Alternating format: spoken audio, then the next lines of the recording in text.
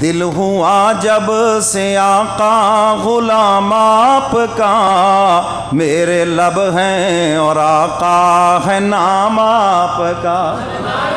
یہ ہے جب انسان دل سے حضور کا غلام ہو جائے۔ دل ہوا جب سے آقا غلام آپ کا، میرے لب ہیں اور آقا ہے نام آپ کا۔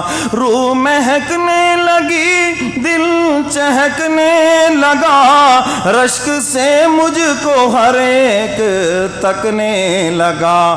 اور تو کچھ نہیں بات اتنی سی تھی، اور تو کچھ نہیں بات اتنی سی تھی، پڑھ رہا تھا میں شاہ سلام آپ کا۔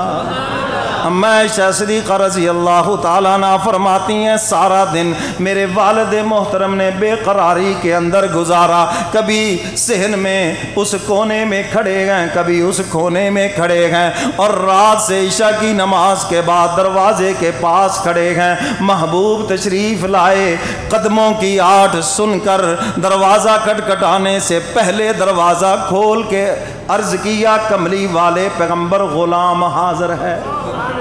اسی کی طرف شاعر اشارہ کرتا ہے، اور تو کچھ نہیں بات اتنی سی تھی، اور تو کچھ نہیں بات اتنی سی تھی، پڑھ رہا تھا میں شاہ سلام آپ کا۔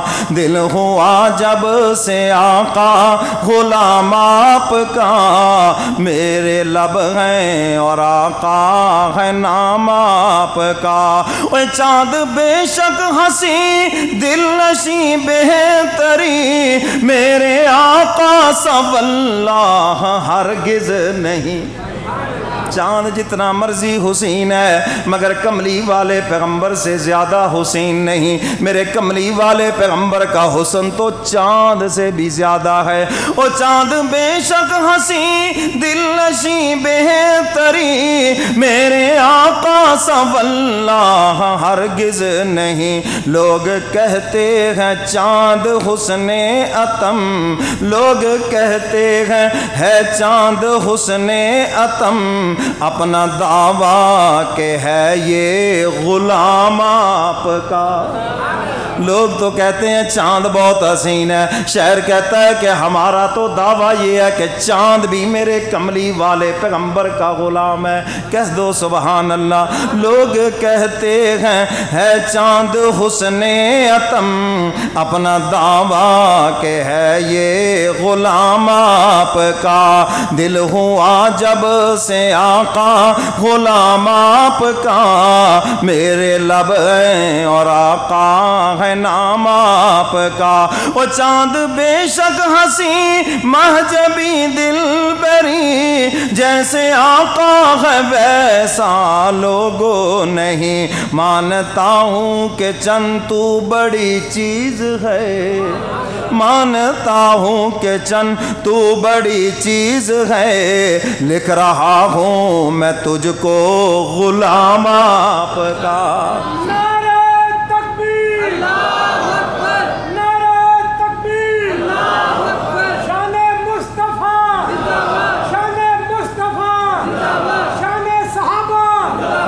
جزاک اللہ۔ مانتا ہوں کہ چند تو بڑی چیز ہے، لکھ رہا ہوں میں تجھ کو غلام آپ کا۔ اے بیت اقدس میں سب انبیاء ہیں جمع، اور اللہ نے فیصلہ ہے کیا۔ تمام انبیاء جمع ہیں بیت المقدس میں معراج والی رات۔ اے بیت اقدس میں سب انبیاء ہیں جمع، اور اللہ نے فیصلہ ہے کیا۔ سب کے سب مقتدی آج ہوو گے تم، سب کے سب مقتدی آج ہوو گے تم، کملی والا بنے گا امام آپ کا۔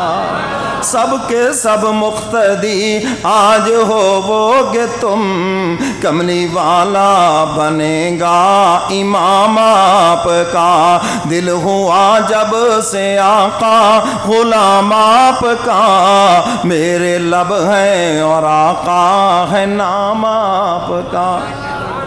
تو اما عائشہ صدیقہ رضی اللہ تعالیٰ عنہ فرماتی حضور تشریف لائے، قدموں کی آہٹ سن کر دروازہ کھول دیا اور استقبال کیا حضور کا۔ حضور علیہ السلام نے فرمایا چلو۔ عرض کیا اللہ کے محبوب میں نے 2 اونٹنیاں تیار کر رکھی ہیں۔ حضور علیہ السلام نے فرمایا ابو بکر میں مفت میں نہیں لوں گا، قیمت دوں گا۔ ایک سوال ہے، ابو بکر نے تو حضور کی ذات پہ سب کچھ قربان کر دیا۔ حضور نے فرمایا جن لوگوں نے میرے اوپر احسان کیا سب سے زیادہ احسانات ابو بکر کے ہیں، اور میں اس کے احسان کا بدلہ دنیا میں دے ہی نہیں سکتا، کل حشر کے میدان میں اللہ جانے ابو بکر جانے۔ تو یہاں کیا معاملہ تھا؟ یہاں کیوں فرما دیا کہ میں پیسے دوں گا؟ ہجرت کا سفر اتنا مبارک ہے، حضور چاہتے تھے میرا بھی حصہ اس میں پڑ جائے۔ تو میرے محترم سامعین، حضور علیہ السلام اونٹنی پہ سوار، سیدنا صدیق اکبر بھی اونٹنی پہ سوار، اور پھر غار ثور کی طرف انشاءاللہ آئندہ جمعہ یہیں سے آگے چلیں گے۔ اللہ مجھے اور آپ کو قرآن و سنت پہ عمل کی توفیق عطا فرمائے۔ وآخر دعوانا ان الحمدللہ۔